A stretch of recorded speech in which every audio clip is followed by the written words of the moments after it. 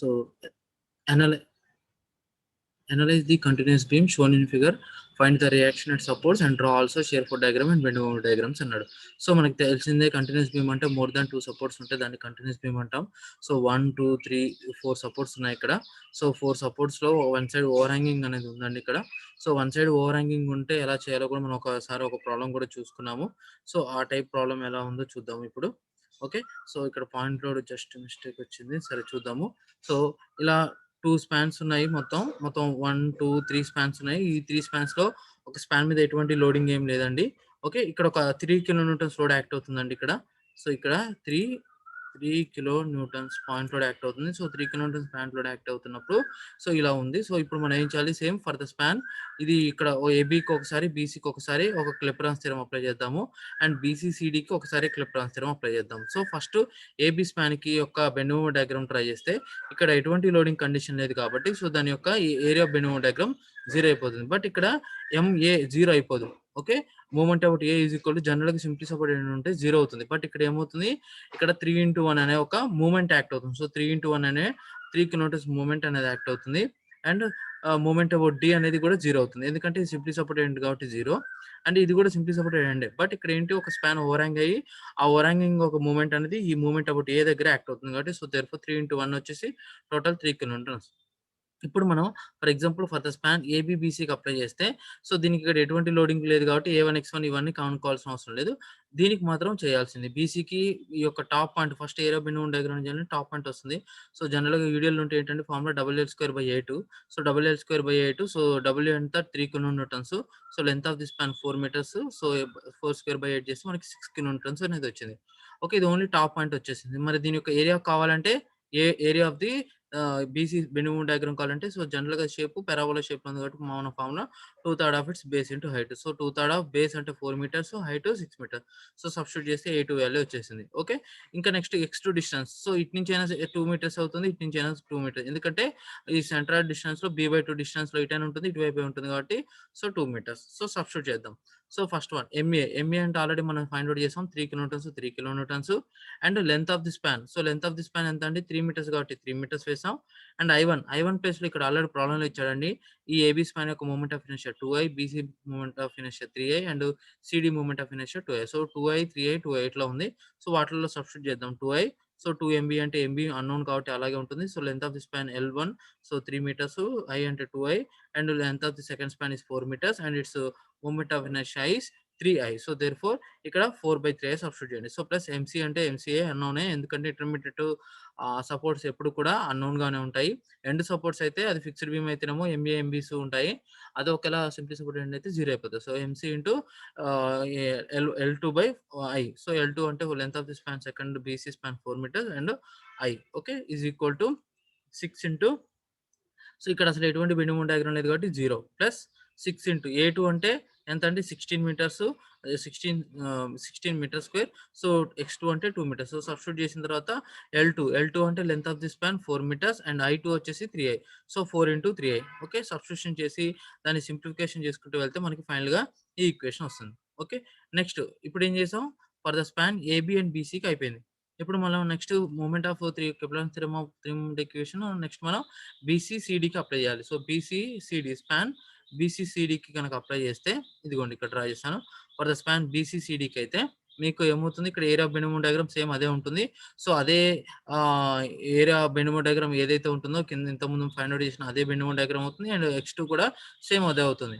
Next దీనికి మాత్రం ఇది సింప్లీ సపోర్ట్ మీద ఒక పాయింట్ లోడ్ యాక్ట్ అవుతుంది, అది సమ్ సిమెట్రికల్ డిస్టెన్స్ లో ఉంది. సో ఇలా ఉంటే ఏంటంటే దీనికి moment at A point under highest point అంటే WAB/L. సో WAB/L అంటే మీకు ఆల్రెడీ అది క్యాలిక్యులేషన్ పైన చేశానండి, ఎక్కడ చేశాను, ఒక్క నిమిషం చూద్దాం.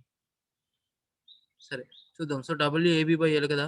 సో WAB/L అంటే సో చూడండి, సో W అంటే 9, సో AB అంటే 9 × 2 18/L. L అంటే length of the span 3. So 9 2 18. So 18/3 అంటే 6. So therefore height of this point వచ్చేసి ఎంత అండి, 6 స్క్వేర్ మీటర్స్. దాని యొక్క హైట్ 6 మీటర్స్ వస్తుంది. ఓకే, ఇది ఒక ట్రయాంగిల్ షేప్ లో ఉంది కాబట్టి సో జనరల్గా ఇదేంటి ఒక పాయింట్ లోడ్ కదా, ఇది పాయింట్ లోడ్ కాబట్టి మనకి జనరల్గా ఏమొస్తుందండి, ఒక ఈ షేప్‌లో ట్రయాంగిల్ అనేది ఫార్మ్ అవుతుంది. అంటే ఏరియాలా ఈ విధంగా వస్తుంది. సో, ఇది ఒక ట్రయాంగిల్ షేప్‌లో ఉంది కాబట్టి దీనికి ఫార్ములా ఏంటి? Half into base into height. Okay. Half into base. Base ఎంత అండి? Total 3 metres and height. ఈ హైట్ పాయింట్ ఎంత అంటే 6 మీటర్స్. ఓకే. ఇది ఎలా వచ్చిందంటే చెప్పాను. So, WAB/L. సో, W అంటే ఇక్కడ 9 కిలో న్యూటన్స్ ఉంది. So, 9 kilo newtons into A అంటే 2 మీటర్స్ అండ్ B అంటే 1 metres. So, WAB/L. So, 3 metres. So, 3 3 జా 3 1 జా 3 3 జా 9. సో, 3 2 జా 6. సో, టోటల్‌గా 6 మీటర్స్ అనేది వచ్చింది. సో, అదే 6 అనేది ఇక్కడ వేసేసాం. ఓకే. సో, 500 సేమ్ ఇది కూడా ఒక ట్రయాంగిల్ షేప్‌లో కాబట్టి half into base into height అయిపోయింది.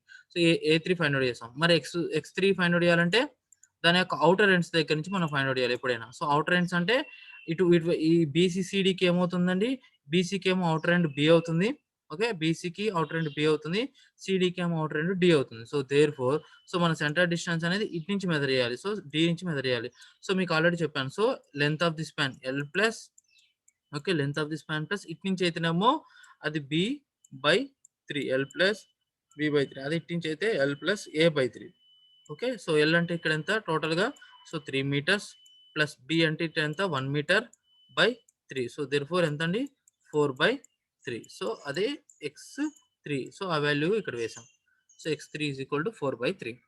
Okay. L plus B/3 or L plus A/3. So, ఇటు నుంచి అయితేనేమో B/3 అది ఇటు నుంచి అయితే L ప్లస్ A/3. ఓకే. ఇది గుర్తుపెట్టుకోండి. ఓకే. స్క్రీన్‌షాట్ తీసుకొని పెట్టుకోండి. ఓకే. అది.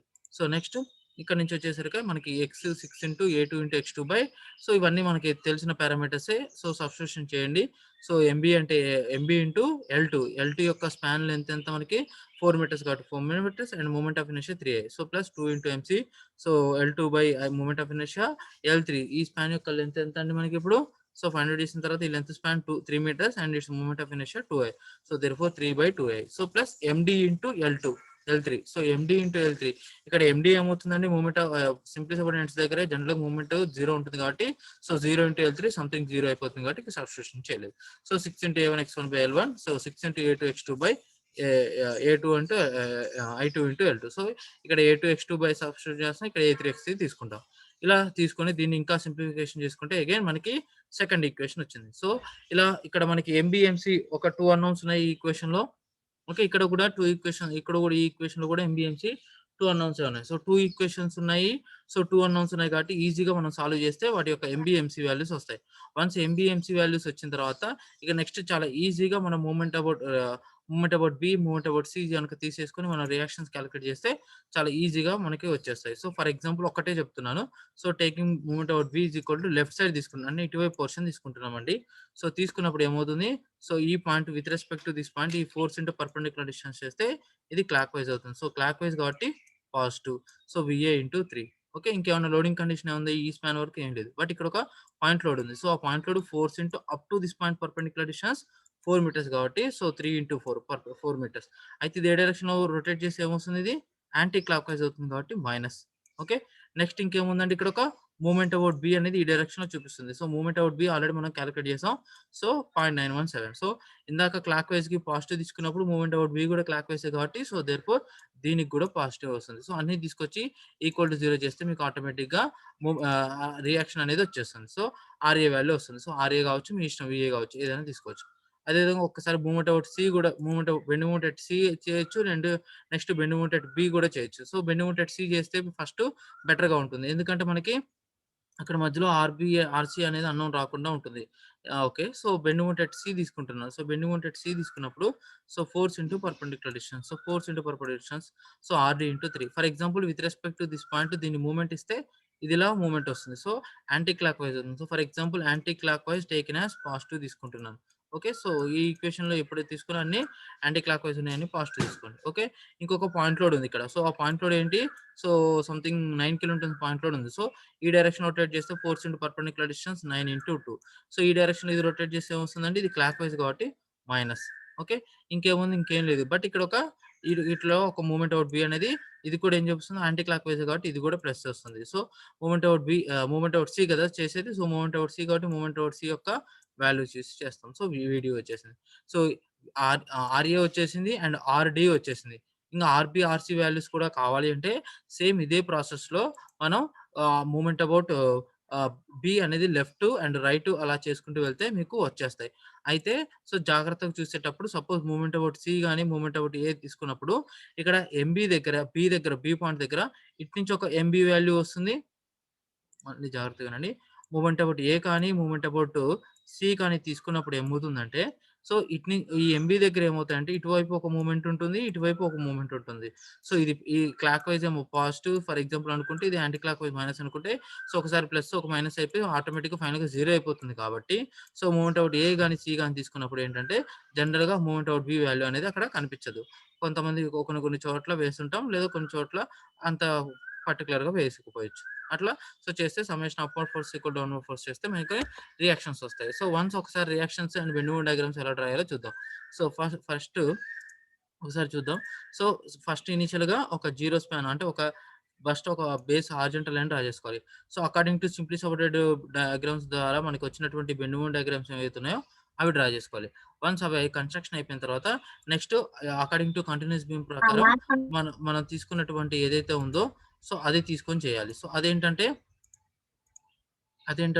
సో, మూవ్‌మెంట్ అబౌట్ ఏ ఎంతొచ్చిందండి మనకి? సో, మనం ఆల్రెడీ కాలిక్యులేట్ చేసాం. 3 కిలోన్యూటన్స్ కాబట్టి 3. సో, ఇక్కడ మూవ్‌మెంట్ అబౌట్ ఏ ఏముంటుంది? 0 ఉంటుంది. ఎందుకంటే అక్కడే ఫోర్స్ ఉంది.